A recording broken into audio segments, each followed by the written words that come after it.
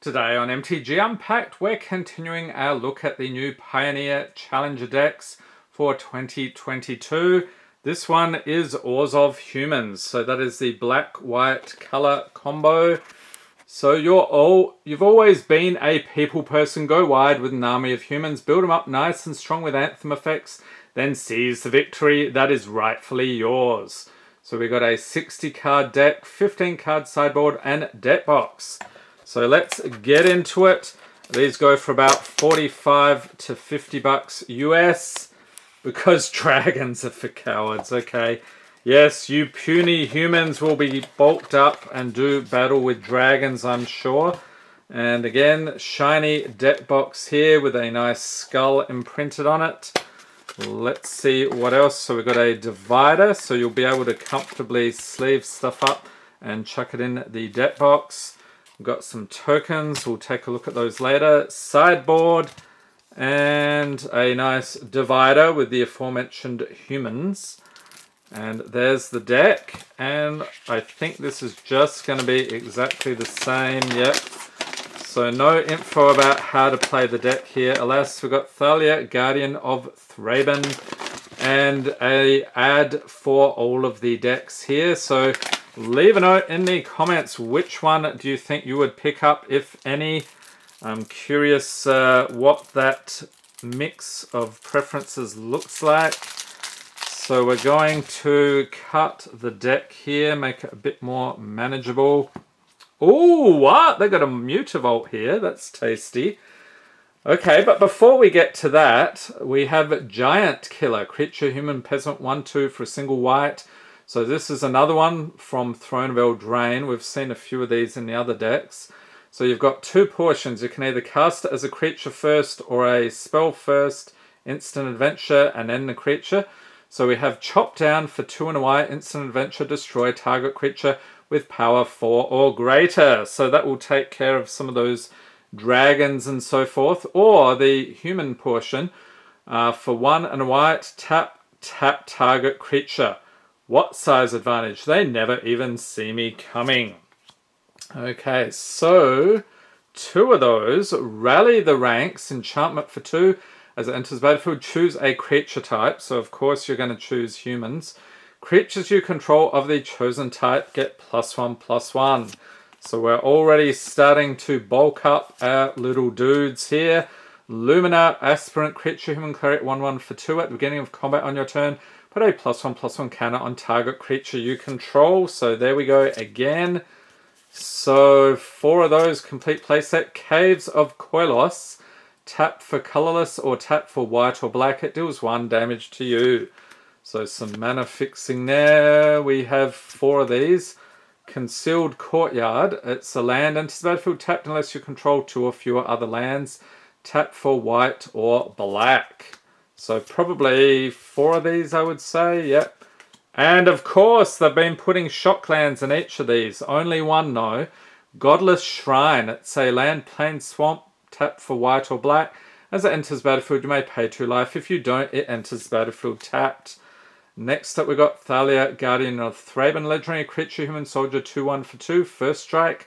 Non-creature spells cost 1 more to cast. Okay, so that will hose your opponents if they've got a lot of instants and sorceries, enchantments, and so forth. So we got... Okay, we did get a complete play set, 4 of those. Thalia's Lieutenant, creature, human soldier, 1/1 for 2. When it enters battlefield, put a +1/+1 counter on each other human you control. Nice. And whenever another human enters battlefield under your control, put a +1/+1 counter on Thalia's Lieutenant. Okay, so we're going to have 4 of those. Blood-Soaked Champion. It's a creature, human warrior, 2/1 for a single black. It can't block. It has raid for 1 and a black. Return it from your graveyard to the battlefield. Activate this ability only if you attacked with a creature this turn. So that's a good way to get your dudes back. So we've got 4 of those. And let's continue here. So we've got the Mutavault. It's a land, tap for colorless for 1. It becomes a 2/2 creature with all creature types until end of turn.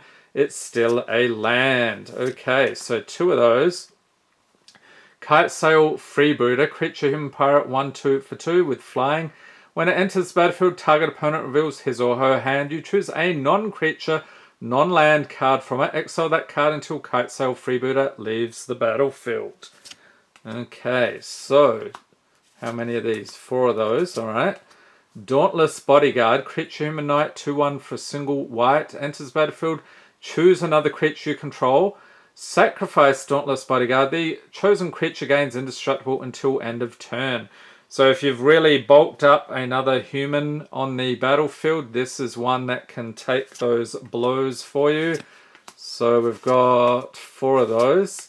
Dire Tactics, instant for 2, exile target creature. If you don't control a human, you lose life equal to that creature's toughness. And you are going to control a bunch of humans, of course. Unclaimed territory, land enters battlefield. Choose a creature type, humans. Tap for colorless, or tap to add 1 mana of any color to your mana pool. Spend this mana only to cast a creature spell of the chosen type. So we have 4 of those. Okay, Secluded Courtyard. As it enters battlefield, choose a creature type. Tap for colorless. Tap to add 1 mana of any color. Spend this mana only to cast a creature spell of the chosen type, or activate an ability of a creature or creature card of the chosen type. So 4 of those. Okay, Bloodchief's Thirst, sorcery for a single black. Has kicker for 2 and a black, so you can pay that extra as you cast this spell. Destroy target creature or planeswalker with command mana cost 2 or less. And if the spell was kicked, instead destroy target creature or planeswalker. Some nice removal there. Thraben Inspector, creature human soldier, 1/2 for a single white. When it enters battlefield, investigate. So that means put a colorless clue artifact token onto battlefield with, pay 2, sack this artifact, draw a card. It's interesting, one of the other decks actually had the clue token, so I wonder why they did that.